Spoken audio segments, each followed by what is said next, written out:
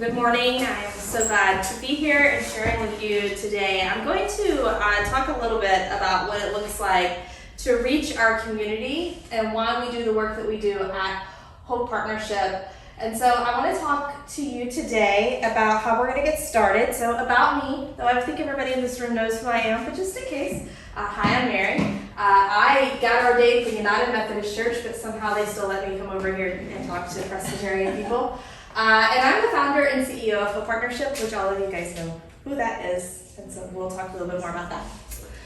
So to get started today, we're going to go over a few kind of things to kind of set the tone for us. I hope this is big enough, but if not, I'm going to talk a lot. So it's okay. Just we're trying to figure out exactly. Yeah, it's always right here, so if it goes away, it should be automatically. Is it not automatically going with you? Yeah, it's going. Yes. It is, okay. Yeah, every time I hit the button, it should go with you. So we're going to start with a few things that I like to start all of my conversations with, just to kind of get us started. The first is going to be the guidelines of communication, so I'm going to walk you through that, and then we're going to learn this neat little program that we're all playing around with, okay? So the first is the guidelines to communication. Anytime that we talk about things that might sometimes end up being controversial or might have difficult conversations, it's good to have some rules. And when we talk about poverty and homelessness, sometimes that can get people feeling a little uncomfortable. And it can make it a little difficult to have conversations, and sometimes we can get upset, sometimes we can get kind of in our feels a bit. And so I like to give us some rules so that we know what we're doing together, and we hold each other to the same rules as we go forward. We probably aren't going to step into any of those places, but I think these are just important for everybody to have. And so the first guideline to communication is to try on. When we try on something, it's just like if you go to the department store and you try on clothes, right? We're going to do the same thing with ideas. We're going to try on an idea. There might be ideas today that you hear or themes that you hear that you may have never tried on before. Have you ever gone to a department store and you picked out what you pick out, but you have somebody else with you and they give you this like blouse or this shirt and they say, try this on, and you look at it and you're like, I'm not trying that on. Does that happen to you? And then what happens? You go and you put it on, and were they right? Did it fit? And did you like it? Even though you would have never tried that on before? That's the same thing with ideas. Sometimes we may hear an idea and we think, I'm not trying that on. And then once we give it time and we sit with it or we put it on, well, maybe this does fit. Maybe this could fit. Or we try it on and we say, you know what? This absolutely does not fit. I will never wear this. Which leads us to it's okay to disagree. You try it on, I'm never going to wear this. It's okay to say that. It's okay to say, this is not for me, I'm not going to be in this space. That is not the same to agree to disagree. Because when you agree to disagree, what's happening? You guys can talk to me. If not, it's going to be a long hour. What happens when you say you agree to disagree? You shut it down. You stop. That's the end, right? So there's no more discussion. There's no more ability to see another's point of view. You say, I'm done. That is not what it means to say it's okay to disagree. When we say it's okay to disagree, we say, I don't see that for myself, and I still want to hear you. Which leads us to it's not okay to shame, blame, or attack. When we're in difficult conversations, it's not okay to say mean things to one another. It's not okay to say, that idea is stupid, or you're dumb. And it's not okay to do that to each other or yourself. I find that a lot of times when we're in difficult conversations, a way to kind of couch those hard things is someone might say to us, this might sound stupid. No, you're not allowed to blame, shame, or attack yourself either. So that's a rule that we're going to follow today. Can I ask a question real quick? Sure. Are you covering this because your topic is so controversial that you think we might attack you? No, not necessarily, but I'm just curious. you might attack someone else. You might say, you might say, all people experiencing homelessness are lazy. Oh, okay. Right? Yeah. Like you might, because a lot of people say that, right? Well, it's not okay to shame, blame, or attack anyone. Okay. So when we say all people experiencing homelessness are lazy, what are we doing? So we're going to think of a different way to ask that question. Why is it that some people experiencing homelessness do not have jobs? That's a very different question than everyone is lazy, right? And it gives us an opportunity to discuss, as opposed to, as someone myself who experienced homelessness, to then take on the shame of, oh my gosh, you think I was lazy, when really I was just a victim of domestic violence, right? So, not okay to blame, shame, or attack. Practice self-focus. So you did an excellent one, right? You asked a question, you asked for yourself. Are you telling me this because you think I may blame, shame, or attack you? That's a great question. You focused it for yourself. Practicing self-focus means that I'm not going to say, everybody in this room thinks that what you're talking about is dumb, Mary. You might say, Mary, I think this is difficult. I'm having a hard time. An example that I hear is people say, all clergy practice terrible self-care. They never take any time off. They never do anything to take care of themselves. Well, I don't know that. I myself, I don't practice good self-care. I never take time off, right? When we self-focus it, when we don't say everybody feels this way, it changes the dynamic of the conversation for us. Notice process and content. This one is a little difficult, but one that you'll catch. This is all about body language. What the words in your mouth match the process of your body. So notice process and content basically would be like, if I said to you, I'm so happy to be here with you today. You guys are great. Let's talk about this. Do you believe a word that I'm saying? Absolutely not, because my body tells you something's wrong with her. She's tired. She's not animated. This is not like her, right? That's process and content. When we say words out of our mouth, did we go to sleep? When we say words out of our mouth that do not match what comes out of our bodies. The next one that we have is intent and impact. This one is specifically hard for a lot of people. It's not just about the words you say, but how those words affect other people in the room. So you've always heard, like, when you have a difficult conversation with someone, they say, my intentions were good, right? Well, yeah, your intentions may have been good all day long, but what happened actually hurt me or made an effect on me. It had an impact. Think of it like a boat on the water. When you are out in the water and your boat is going, what happens? You have a wake. You have a ripple effect. Now, you might just be driving your boat. You want everybody to get out of your way. But everybody who is on your wake, on your wave, they're being impacted by your boat driving. So it's not just about your intention. It's also how your words impact. And we're responsible for both. We're responsible for the words that come out of our mouth. We're responsible for how they impact someone else. But if we're impacted, we're also responsible for sharing that. We're also responsible for saying, Ted, when you said XYZ to me in that board meeting, it impacted me this way. And it gives Ted the opportunity to, first of all, know he said the thing, because he probably wasn't thinking about it, because his intentions are good. And I also get to assume his good intentions. And then it also gives me an opportunity to be honest. Intent and impact. Both and thinking. Two realities can be true at the same time. It's not either or. It is not black and white. When we talk about homelessness especially, there's a whole lot of gray. Two realities can be true at the same time. My favorite example for this one is between myself and the COO of Hope Partnership, Will. When his wife does this training, she uses me as her example. Because when Will and Melissa go home and they have dinner, they sit down, this is how I imagine it, to this beautiful table with candlelit tapers. They don't have any children around because they don't have any kids. And it's just nice, and they talk about their day. When I sit down for dinner, I've got a kid throwing their food on the floor, another one screaming, another one who will not sit down, and it's chaos.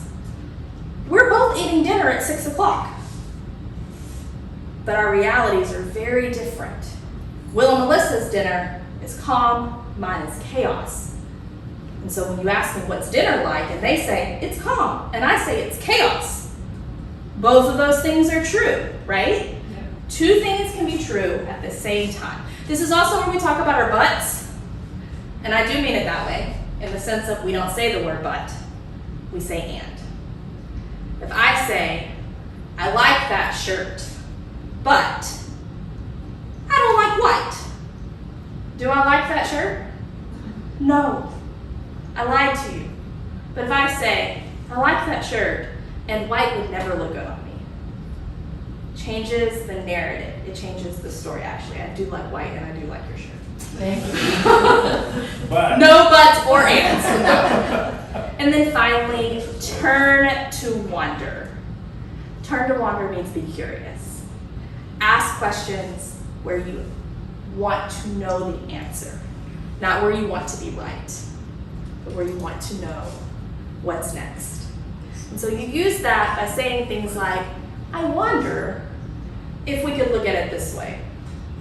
So those are the guidelines of communication. I know people who go hours into this. You got a very brief one. I might call you on it at some point if we're asking questions. We probably won't today, but I always like to start my training with them.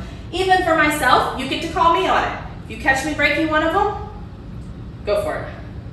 It's okay. Now let's talk about Mentimeter. Take out your phone. You should have all went to this lovely site, menti.com. And on your screen, you should have the ability to vote on which kitten is the cutest. Now, if you're watching this later at home, you will not be able to vote. You'll just have to do it in your head. Oh my goodness. Who's gonna win? Cutest kitten award. Too hard. Too hard? You gotta go for it. Just a second.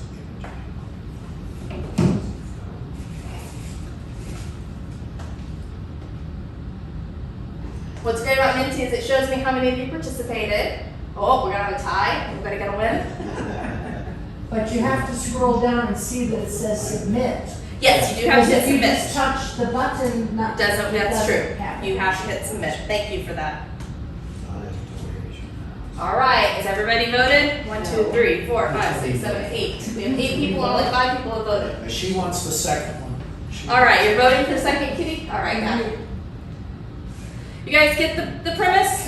This is how Mentimeter works. We have a tie. They're all very cute kittens. This poor guy right here, he's sleepy. No one loves him? That's all I right. checked him. Oh, did you? Didn't see Didn't that. hit submit. Check Did you hit the submit button underneath? Oh, she was. That's okay. There we go. Now we are okay. Now everybody, now we're good. So we're gonna play around with this a little bit during our training today. All right. Here's some scripture to kind of center our hearts. This is the typical scripture that most people utilize when we talk about poverty, and so I wanted to include it. It is from Matthew 25, where I was hungry and you gave me something to eat. I was thirsty and you gave me something to drink. I was a stranger and you invited me in. Keep that in your mind as we move forward. So I want to start with our time of training today to ask you this question. And you're going to have the opportunity to answer it, and I want to remind you that it's anonymous, so I don't know who says what, but you should have a little box on your screen, and you should be able to type in to me, what does it mean to be poor to you? What does it mean? Are you guys okay up in here? Yeah, I'm fine. No, I'll get in. Is it working? I'm Here. fine. Yeah, so you just start typing Yeah, I'm right talking in. about his. Okay. That's mine, this is his. Yours is in the No, I'm just You're getting, good? I'm getting, Okay. I'll be in just a second. Cool. It wants to go to the full It one. wanted to Yeah, go to it does that. Mentimeter. Yeah. So we're just going to take in this little box what you think that it might mean to be poor, and once you hit submit, it's going to go up on the screen. And we're going to see your answers, but we're not going to know it's you.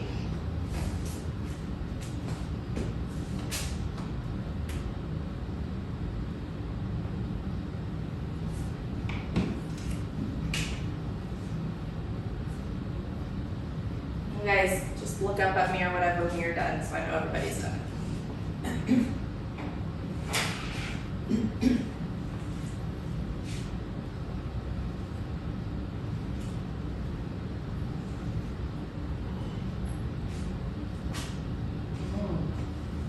That's gonna be a fun one to talk about. All right, so I'm gonna start reading through these. It is kind of hard to see, I think. What does it mean to be poor? It means having less, monetary and poor at heart, to have no resources, to not be able to pay for your necessities, no money, and being unable to make your own decisions about how to live. I want to talk about that one at some point. Remind me. I'm gonna put that in the parking lot. I forgot to tell you guys about the parking lot. If something comes up that you want me to talk about, I might put it in the parking lot. Which means before we leave today, I want to talk about it. Okay. Okay. What do all these have in common? Except for the middle one. Lacking something. You're all lacking things. Thank you. When we look at what is poor, this is our typical definition. So all of you kind of hit us where we need to go. To be poor, in most of our mindsets, is to focus on lack of material wealth or a focus on lack of physical needs. There's a great book. I recommend everyone read it. It's called A Framework to Understanding Poverty by Dr. Ruby Payne. She wrote it for the education system. It's the first real book to actually explore poverty, especially in children. And she gives us several examples of what lack looks like. It could be financial lack. We all understand what financial lack looks like. But it could also be emotional lack, being able to not have the ability to have emotional responses that make sense. It could be a mental lack. It could be a inability to do something educationally. It could be a physical lack, having some kind of mobility issue that keeps you from being able to do the work that you need to do to protect yourself or keep yourself financially secure. It could be a lack of support systems, not having the relationships, the friends and families that you need, any backup resources that can help you out of poverty. Or it could be a lack of more of those relationships when it comes to role models. No one to look for to show you the way. No one who succeeded in a way that shows you out of anything that you've ever been in. Or lack of knowledge of the hidden rules, which we're not going to go over today, but I can talk about it at the end if anybody wants to know more about that one. So a lot of people who experience poverty, they experience poverty in this space, generational poverty. That means that they have experienced poverty not just for themselves, but their family has been in poverty for 2 generations or more. So that characteristics could change if you're a person who experiences poverty and you move in with a family who has been in poverty for 2 generations or more. When we think about generational poverty, especially in the United States, and most of our context today is going to be in the United States. Think about Appalachia. That's a generationally poverty impoverished community. Appalachia would be where your generational poverty exists. But you also see it in some urban communities, people who have been living in government housing for multiple generations where this is the only example of what life looks like. That is generational poverty. Your other portion of poverty is situational poverty. Situational poverty, something happens, right? You get a divorce. You marry an domestic abuser. You have to leave in the middle of the night. You are kicked out of your home because of your sexual orientation. Those things lead you to situational poverty and homelessness. People who experience situational poverty often have the ability to move out of their poverty quicker than people in generational poverty because they already come with more resources than people in generational poverty. A lot of the families that we work with in our community are people who were in situational poverty. Got there because of the market crash in 2008. Got there because they lost their job. Got there because they maybe had a domestic violence situation. One of those situational things. We do experience people in our community who have generational poverty. I started this work in 2006, and it was my biggest fear to see children grow up and then move into the hotel. That fear has happened and passed. I see moms whose kids, who were kids who grew up in the hotel, who now live in the hotel, and we have to do the double work of not just bringing more resources to them, but also saying there could be something more than you living in a hotel. So the next question I have for you, though, is what does it feel like to be poor? Not what does it mean to be poor, but what does it feel like? What do you think it feels like? It should be on your screen. On the screen. If it's not there, let me know. You should have an opportunity to type in what it may feel like to you to be poor.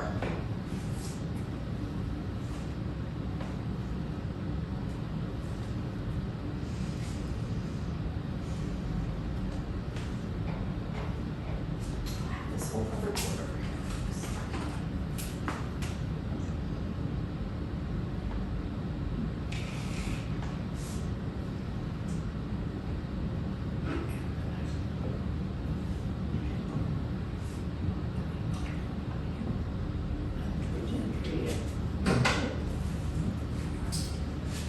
Right. So people may feel unhappy, like a loser. They may feel depressed, scared, like a bummer, it's a downer, hopeless. Mary, mine did not show up twice.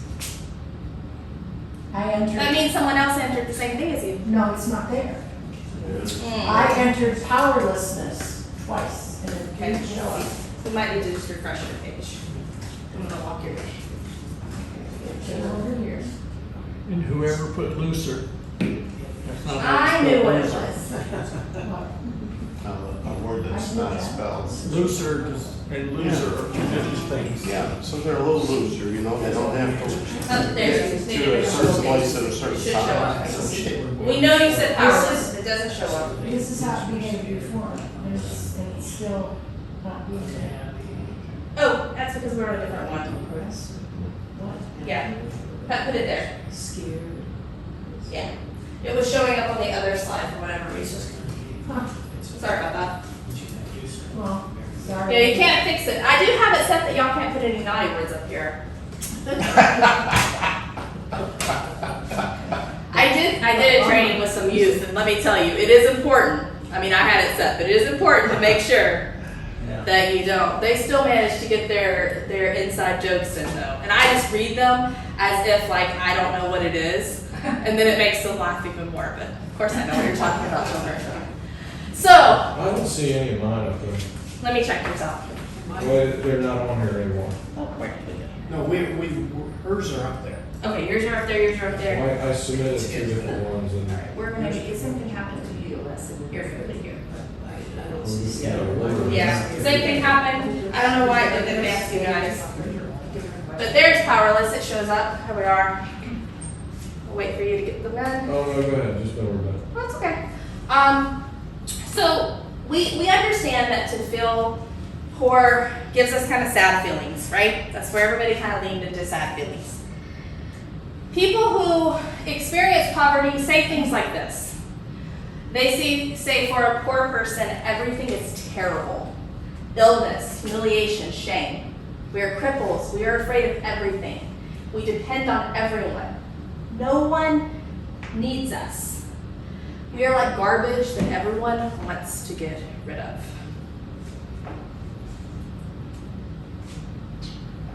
The poor have a feeling of powerlessness and an inability to make themselves heard. Is there a certain kind of poor person that the previous one, where you feel like garbage? Is there a difference between the type of poverty people are in that makes them feel that way? I don't think so. I mean, what we know in the States that people who experience homelessness, especially 75%, are more likely to become depressed. So I think the feeling of humiliation, shame, like garbage is a theme that I have seen over my career with people. Okay. Even if they may put on a different show in front of you. A lot of people come to us with a lot of vibrato, a lot of confidence, but once we get kind of rooted down, Right. these are the words that we do hear, for sure. One of these days I'll update these with things that we actually have heard. There's one more, I think. Oh, no. So people who are poor, they typically talk in terms of shame, inferiority, and oh wow, that did not come out right. And I'm not going to say that to you. You can read it. Powerlessness, humiliation, fear, hopelessness, depression, social isolation, and voicelessness. In our American context, we do exactly what happened. When we talk about poverty, we talk about lack. And that's actually what we've been taught, right? The expert in poverty, Ruby Payne, taught us that being poor is about lacking something. But as we delve into this, what poverty actually is, it's a mental state. And even when you have access to the funds that you need to, quote, get out of poverty, if you are still in that mental state where you think that you're worthless, where you think that no one cares about you, when you think that you just deserve to be in the trash, you're gonna stay in poverty, even if you have money. Now I wanna say to you, in your experience with people experiencing poverty, do you recognize that? Have you seen that in your life?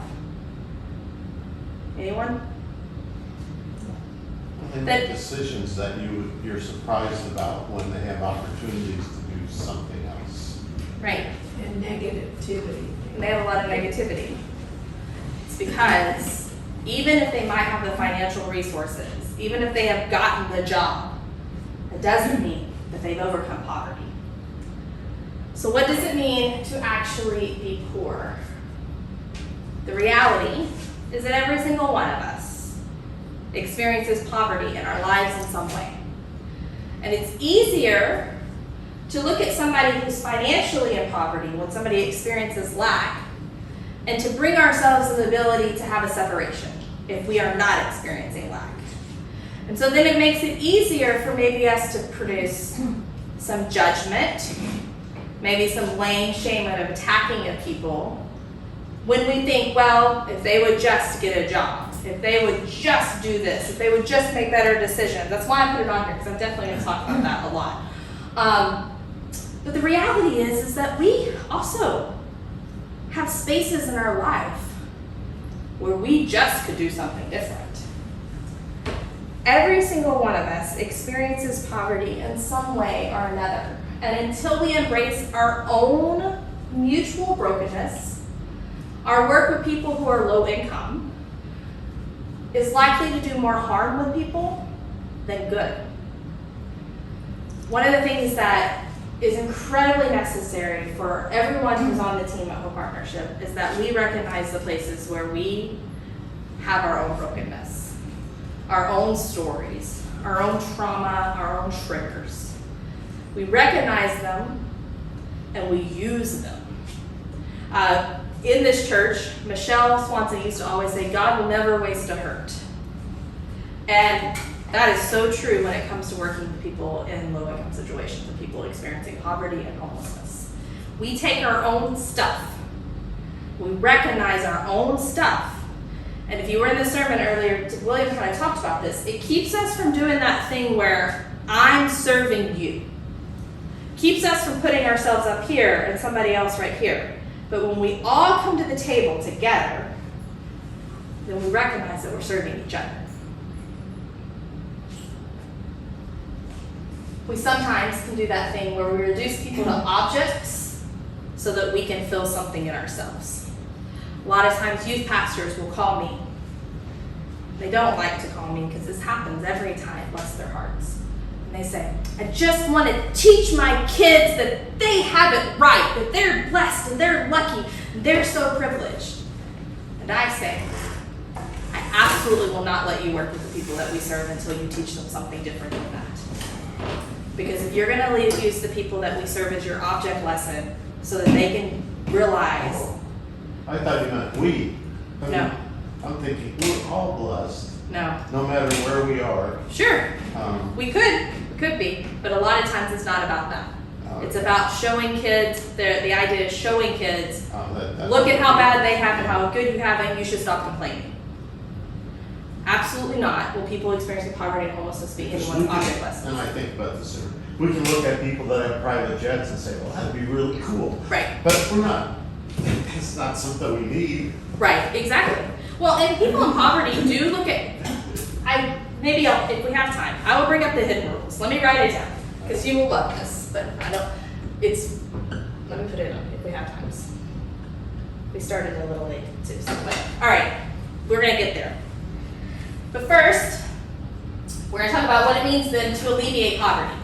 If you'll back up one Yep. more second, I might share something here. Sure, please. I just finished teaching on John 9 not long ago, the blind man. And that's exactly what the disciples did to the blind man. Master, who did sin, this man or his parents, that he was born blind. They set themselves above the blind man. They didn't see themselves as a blind. Absolutely. Same concept.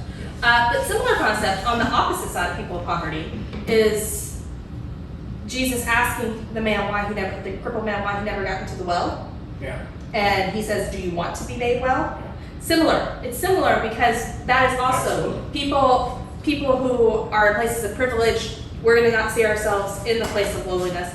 People in place of lowliness don't see themselves worthy enough to make the effort to get to the pool. Right? So you have the both hand that's happening there, two realities at the same time.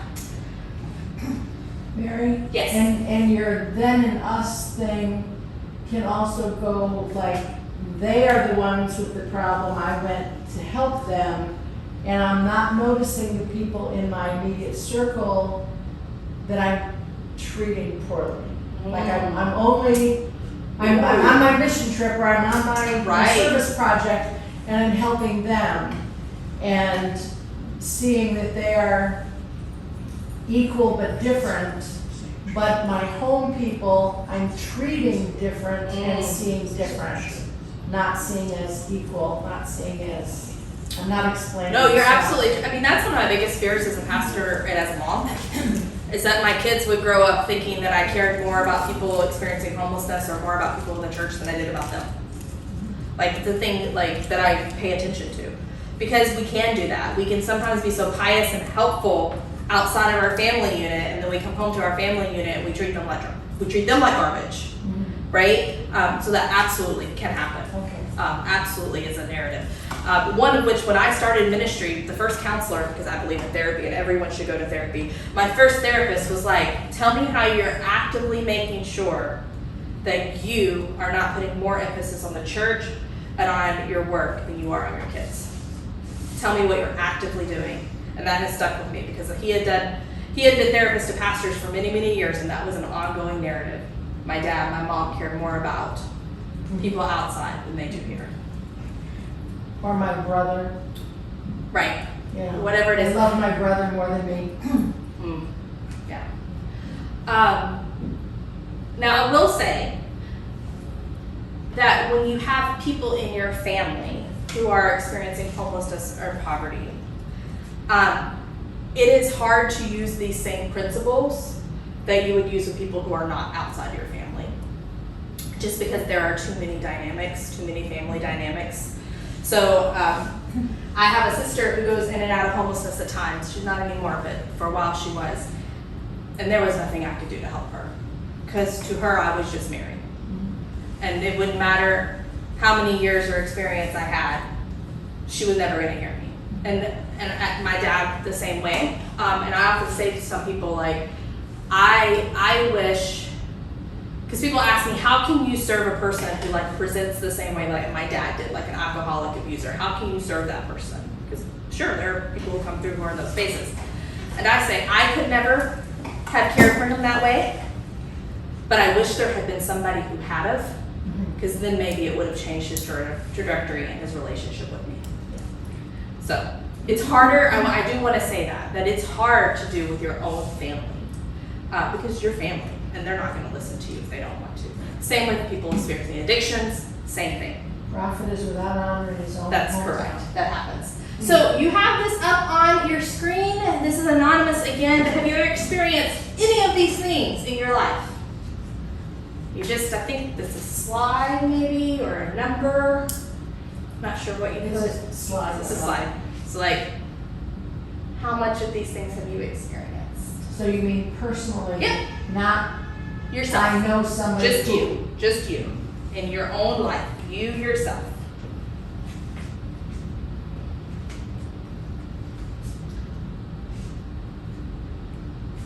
When we talk about broken systems, I'm going to give you the definition of that. That's when something within the society is broken. So that would be like sexism, racism, social security benefits not being given to you when they're supposed to be given to you. Those are broken systems. Societal issues. Broken homes is divorce, is abuse.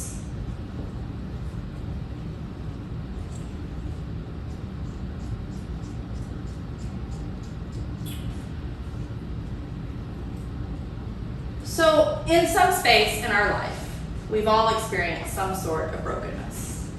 And so when we're serving people in poverty, if we can come to that space remembering, I know what it felt like to be brokenhearted.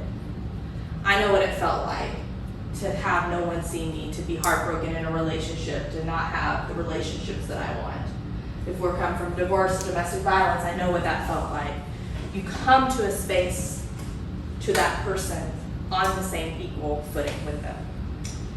Henry Nouwen says it looks like this. Maybe, if my thing wants to go.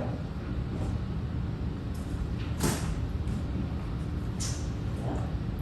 Give me a minute. There we go. The great illusion of leadership is that to think that, and he says man, but I said man, a woman can be led out of the desert by someone who has never been there. We cannot serve someone as if we have not the need to be served. What I call that is embracing people's belovedness. In these talks, we often talk about people's brokenness. And for many years, I did this study just about brokenness, and I left it there. But I have come to the absolute mercy and grace of God is not about our brokenness. Brokenness is a thing that happens to us, but beloved is what we are. And so I would say, don't just sit in your brokenness with people, acknowledge it, but then help them and yourself realize that there is great belovedness in you. And that belovedness is that Micah chapter where we act justly, we love mercy, and we walk humbly with our God. So many times in our Christian faith, we can only sit in sin and brokenness. And we talk about that as the only thing that exists.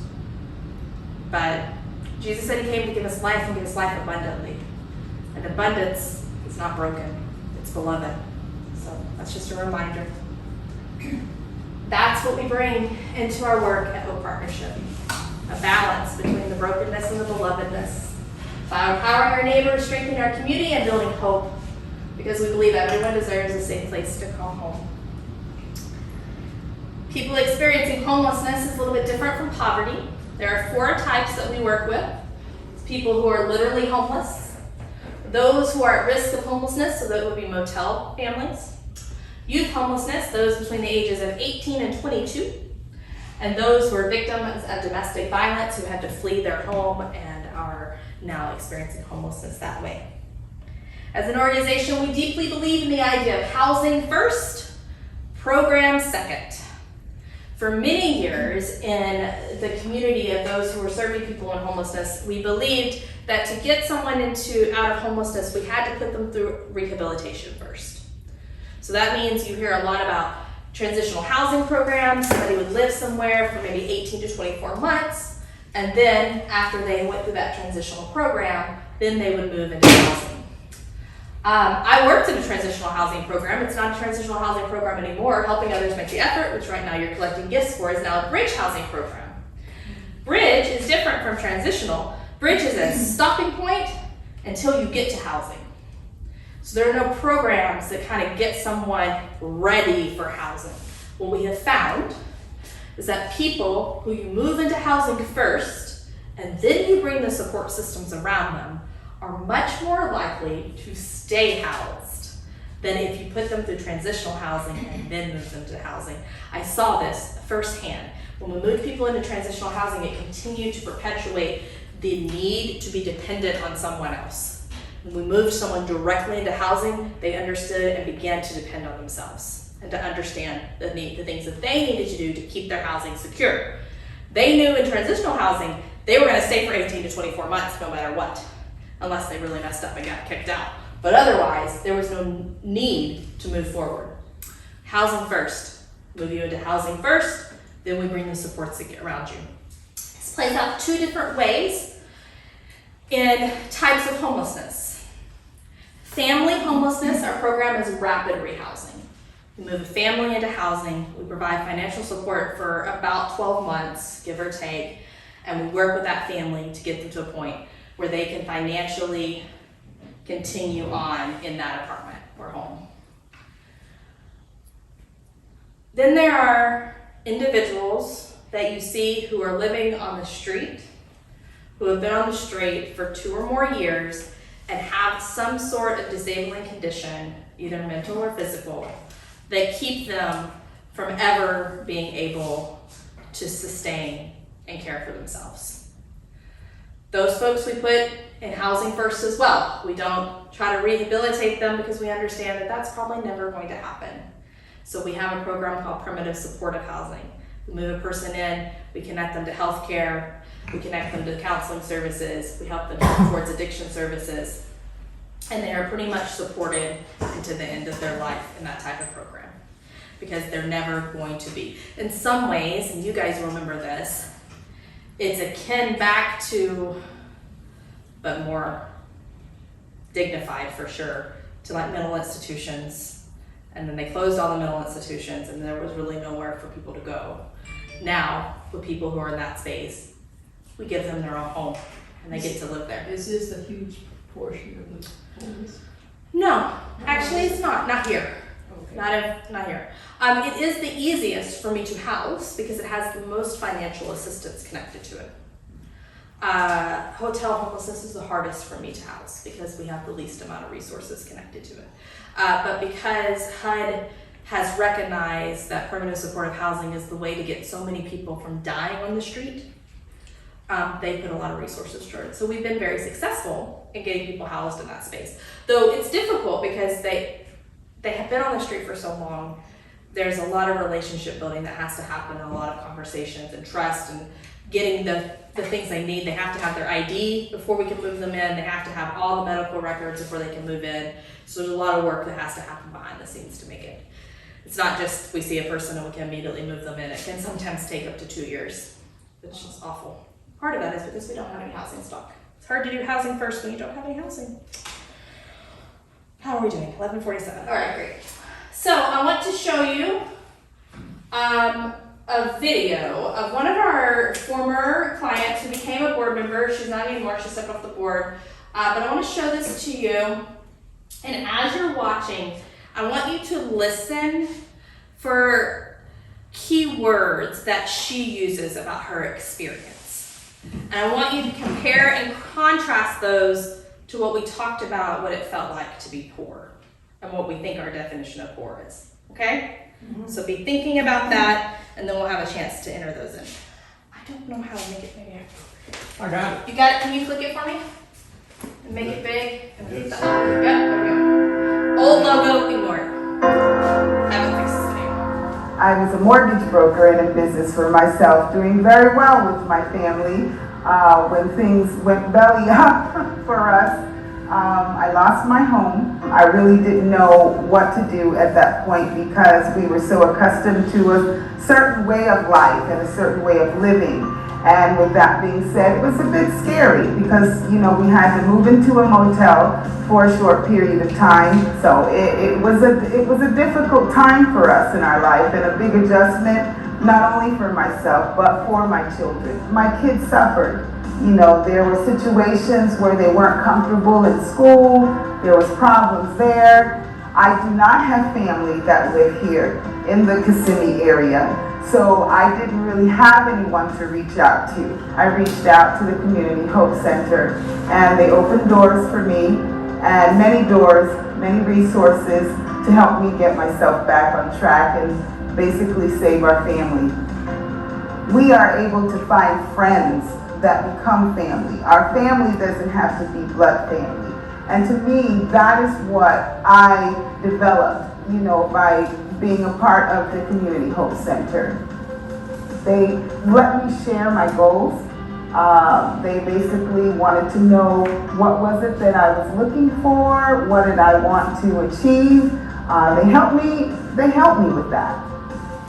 Having one-on-one conversations with my family advocate really grew into a strong friendship, a sisterhood for me that I did not have and that I did need for times that I just maybe wanted to vent about circumstances that were going on in my life that I could not share with anyone else. They helped me transition into moving into my own home, which I am currently living now and very happy.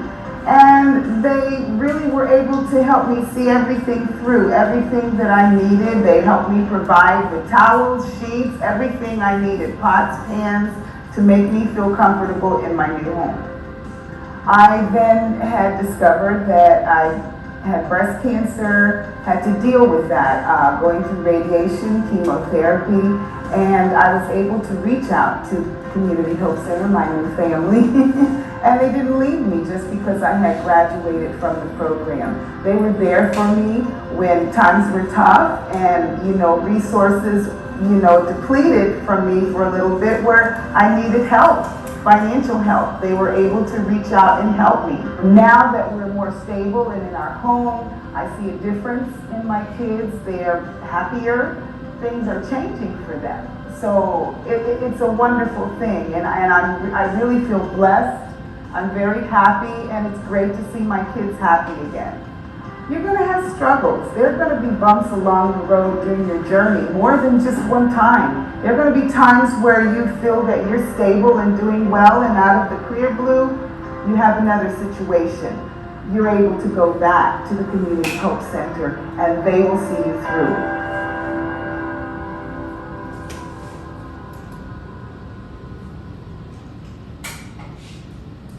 Over one chorus. One more. One more time. Keep going. Right there. Awesome. Oh. That a strong, vibrant You community gotta exhale the other one. needs strong, powerful, No, don't exhale the whole thing. vocal, The whole thing. Just the committed. There we go. And then yeah, that one's fine. All right, we're good. All right. So, what kind of words did you hear Tryphinia use? Type them in your little thing or yell them out to me. You put them up here. You'll be able to see it later. But what kind of words did she use? Scary, Scared. She said she was scared. difficult, Difficult. What else? suffer, Since she suffered. transition, Yeah. The feeling of family. Family. So not just bad words or negative words, right? But also supported, loved, seen. What else? Thankfulness. Family, her needs, support, faithful. Yeah, she had somebody to turn to.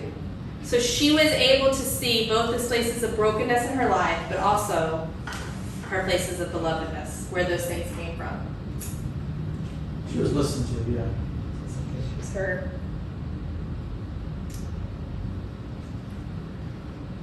This is our call as Christians. It's our call to help people see their belovedness, to help people see. They will know we are Christians by our love. What they won't know we are Christians by is by our Facebook post, by the way that we talk to our managers, we're Karens, They will know we are Christians by our love. And so that's a reminder that we all have for each of ourselves as we think about what it's like to be who we are in our community.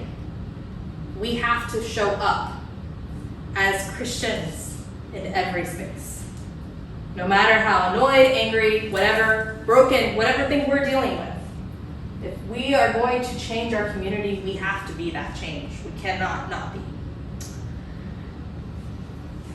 One of the things that Tryphinia talked about is she said that we listened and helped her achieve her goals. So I always like to ask the groups that I am talking with about your own goals. What are your wishes, hopes, and dreams? What do you want for your life? I have a reason, so just put it up there for me.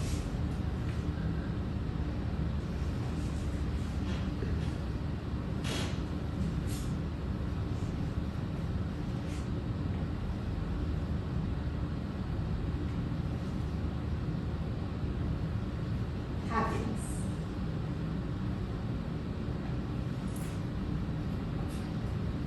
Be more Christ-like. They can also be like, buy a new house and see my grandkids more. Go on a trip. Sell my boat. Seems like everybody that has a boat wants to sell it. Doesn't have to be so lofty. Support others.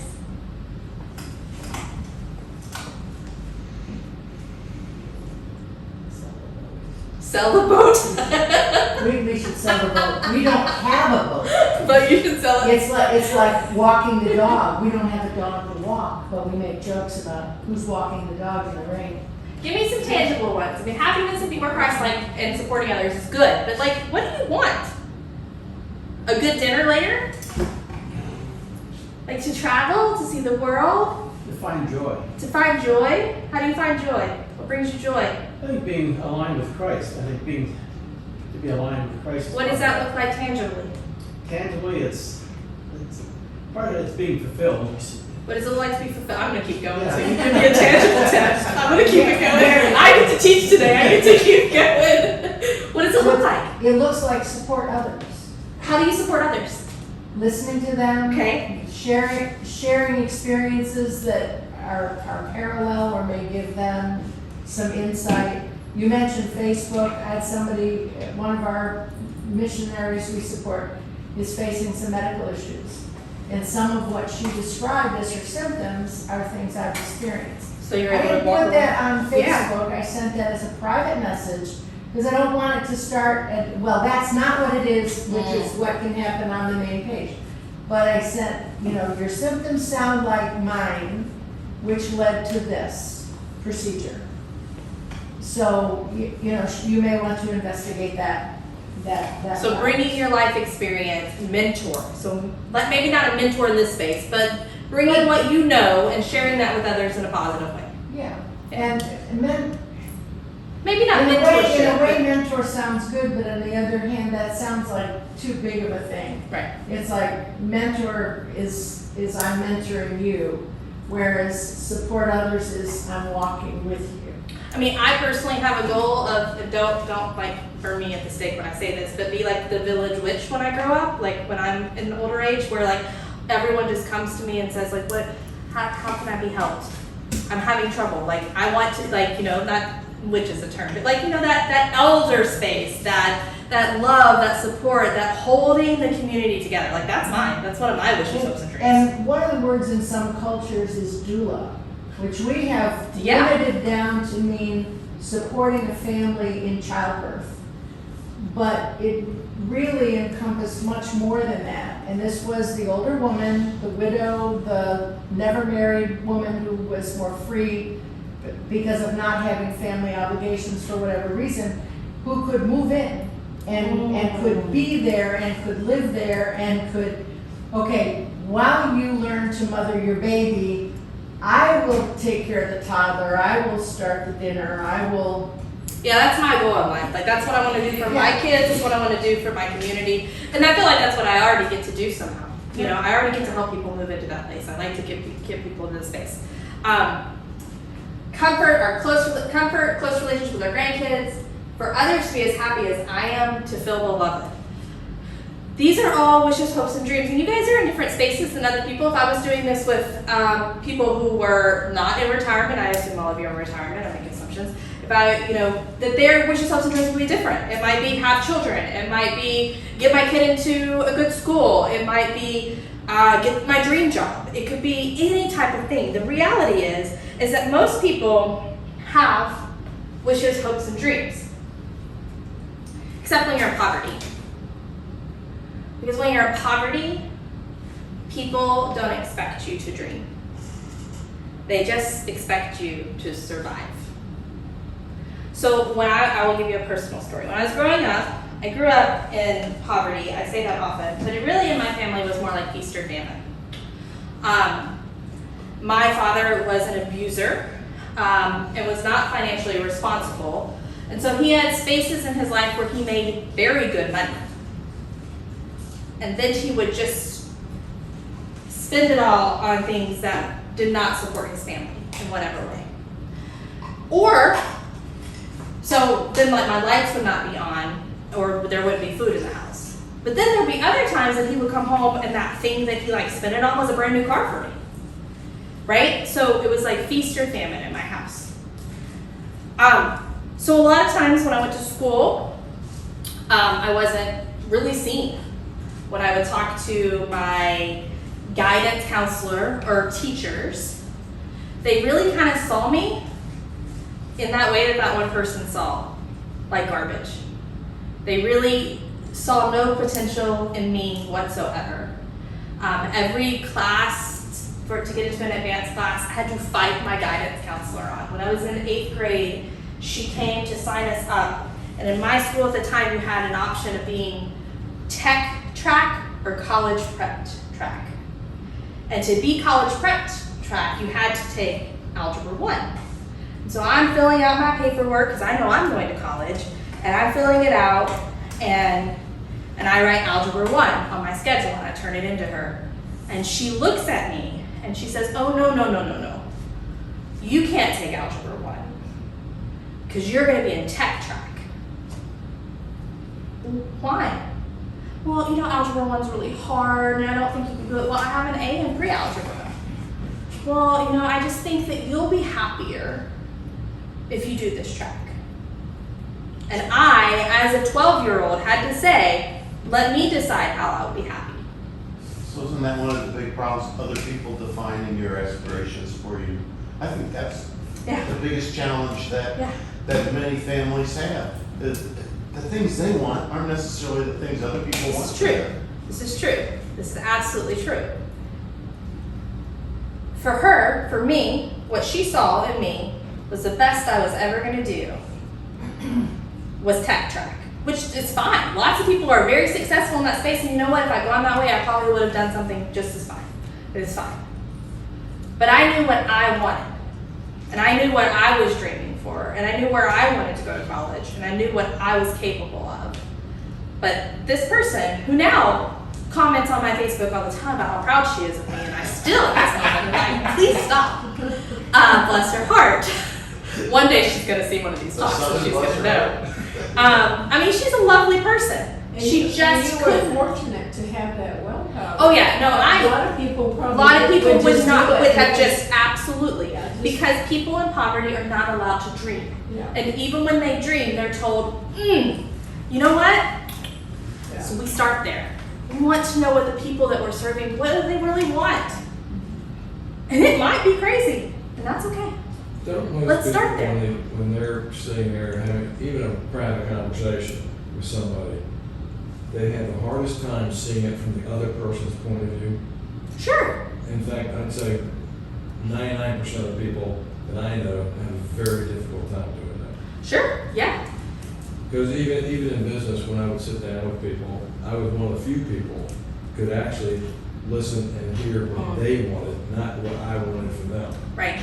It's very difficult. It takes all that we've talked about thus far. It takes knowing your own brokenness and knowing yourself. It takes knowing your belovedness and the It belovedness takes of you the person. getting out of yourself. Correct. And seeing the bigger you're taking the view off of you Right. and hearing and listening and walking Exactly. And alongside. most people can't do that. It's hard. It is hard. It's hard to do. And in some ways, in our culture, we have been taught to not do it that way. We've been taught that someone is right and someone is wrong. We have been taught either or, black or white. When we bring in a both and thinking, when we bring in the fact that someone could be just surviving today, but they could actually thrive tomorrow, when we recognize that people in poverty and homelessness are not their situation. It's why I don't ever say a homeless person, because that is not who they are. They're a person experiencing a thing. They're experiencing poverty. They're experiencing homelessness. They're experiencing no one hearing them or seeing their worth or their value. That's not who they are. Let's get this.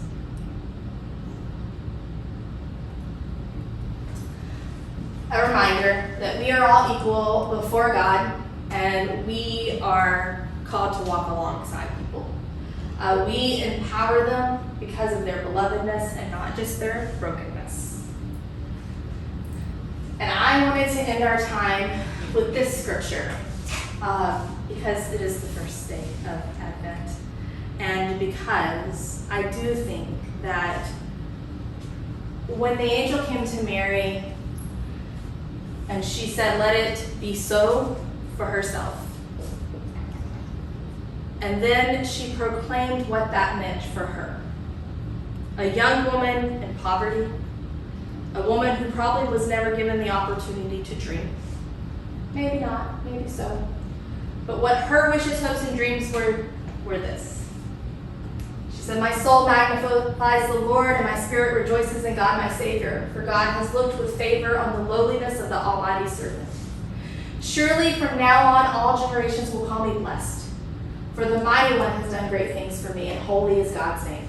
God's mercy is for those who fear God from generation to generation. God has shown strength with God's arm. God has scattered the proud to the thoughts of their hearts. God has brought down the powerful from their thrones and lifted up the lowly. God has filled the hungry with good things and sent the rich away empty. God has helped servant Israel in remembrance of God's mercy, according to the promise of God made to our ancestors, to Abraham and his descendants forever." Read that. Luke 1:46-55. That was her wishes, hopes, and dreams of her son, that God would restore us, that we would not just sit in brokenness, that we would not sit in poverty or homelessness, but that we would be brought down side by side in our belovedness through Christ. Thank you.